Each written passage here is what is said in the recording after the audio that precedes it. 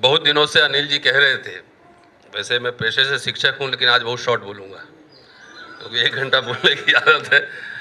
तो अनिल जी गौतम साहब कह रहे थे बहुत दिनों से कि यू शुड ज्वाइन कांग्रेस, कि आप कांग्रेस ज्वाइन कीजिए। और मैं कहता रहा कि कांग्रेस को एक आंदोलनकारी पार्टी बनने दीजिए। जब सत्ता में कोई पार्टी होती है तो बहुत लोग चिपकते हैं, लेकिन आंदोलन के समय बहुत लोग फिर दूसरे सत्ता की ओर भाग जाते हैं। तो आंदोलनकारी पार्टी बनने दीजिए। हम लोग तो जो 10 साल से काम कर रहे हैं, सिर्फ इंडियन रिपब्लिक और इंडियन कॉन्स्टिट्यूशन का इतिहास बता रहे हैं और इसका क्रेडिट कांग्रेस पार्टी को ही जाता है। बाबा साहब ने 1947 में एक मिनी कॉन्स्टिट्यूशन लिखा था, स्टेट एंड माइनॉरिटी, और नेहरू जी भी सोशलिस्ट थे। बाबा साहब ने जो सपना देखा था स्टेट सोशलिज्म का, और आप यकीन मानिए अगर भारत का 40 साल का इतिहास पहला देखिए, भारत उस समय गरीब था, लेकिन नेहरू जी, इंदिरा जी, राजीव जी, सबने स्टेट सोशलिज्म के आइडिया को आगे बढ़ाया। अगर वो स्टेट सोशलिज्म नहीं होता तो हमारे जैसे लोग दिल्ली विश्वविद्यालय में पढ़ाते हुए नहीं होते।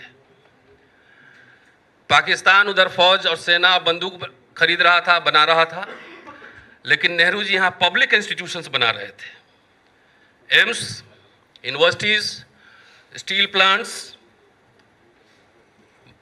माइनिंग कॉलेज तमाम बना रहे थे। फ्री एजुकेशन, और खास तौर से मैं दलित पर्सपेक्टिव में कहूँ तो पूरा जो दलित मिडिल क्लास का फॉर्मेशन है वो आज़ादी के बाद 26 जनवरी 1950 के बाद और 90 तक ले लीजिए, इसी में Dalit middle class, urban middle class का फॉर्मेशन हुआ है, जो हमारे जैसे लोग आज ब्रांडेड कपड़े पहन के घूम रहे हैं। और ये कैसे हुआ?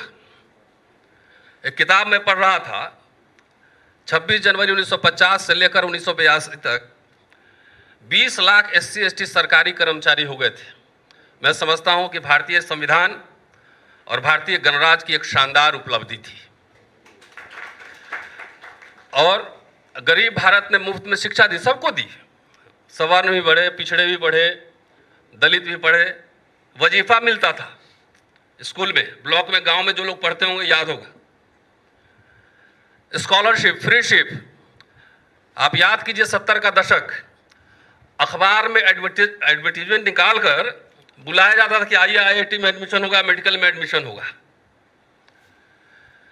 तो ये सब हुआ। मोदी जी कहते हैं कि 70 साल में कुछ नहीं हुआ। कौन कहता है कुछ नहीं हुआ? 70 साल में और 40 साल के शुरुआत में जो हुआ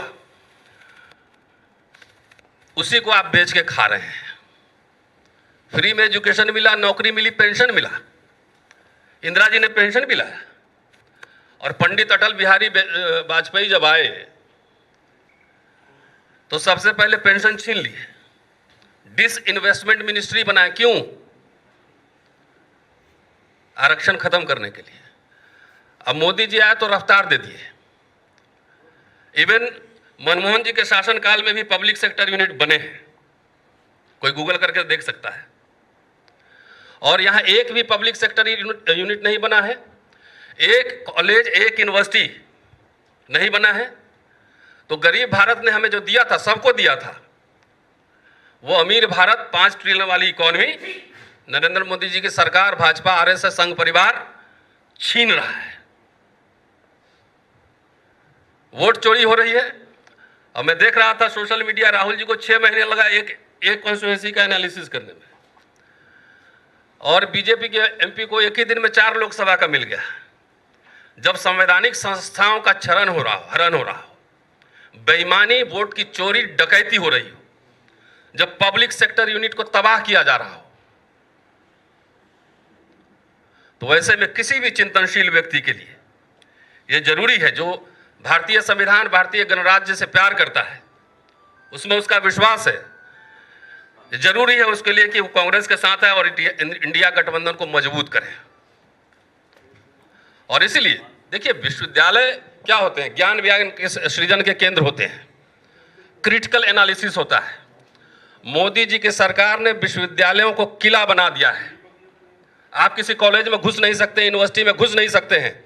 दिल्ली विश्वविद्यालय में पढ़ा हूं, मुझे याद है कि जुबली हॉल माल रोड से लेकर कमला नगर तक डीसी ऑफिस के सामने पैदल घूमते थे, कोई पूछने वाला नहीं होता था।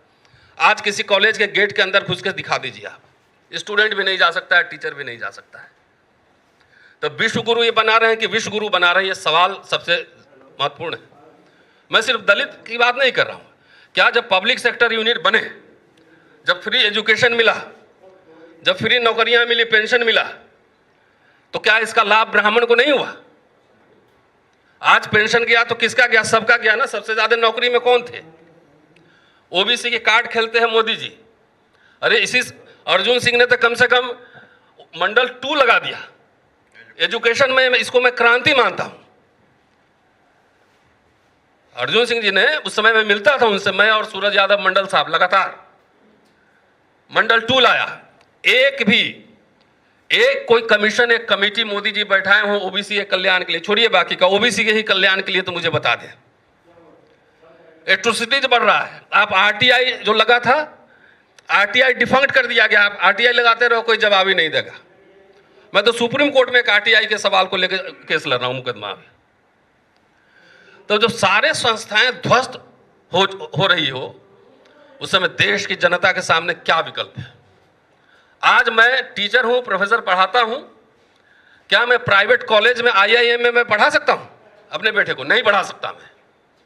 मेरे पास रोज कई फोन आते हैं कि हमारे लिए क्राउड फंडिंग कर दीजिए, बच्चा का विदेश में एडमिशन हो गया, यहाँ फेलोशिप गायब है।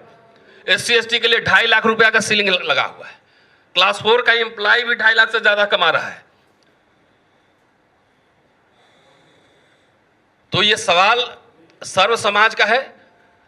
हमने कुछ आरएसएस के हमारे मित्र हैं, मैंने पूछा कि आप नशा चढ़ा हुआ था कि हम हिंदू राष्ट्र बनाएंगे, आप ऊपर सिंहासन पे बैठेंगे और हम आपके नीचे बैठेंगे, यही सोचे थे ना? तो आपको क्या मिल रहा है? क्या सुलभ इंटरनेशनल में ब्राह्मण लोग काम नहीं कर रहे हैं? कर रहे हैं ना। मजदूरी नहीं कर रहे हैं। सारे के रोजगार के अवसर, सारे के बच्चे के पढ़ने के अवसर खत्म हो रहे हैं। बाबा साहब जब साउथ बोरो कमेटी और साइमन कमीशन के सामने आए थे, उन्होंने मेमोरेंडम दिया था कि पागल को छोड़कर बाकी सबको वयस्क मताधिकार मिलना चाहिए।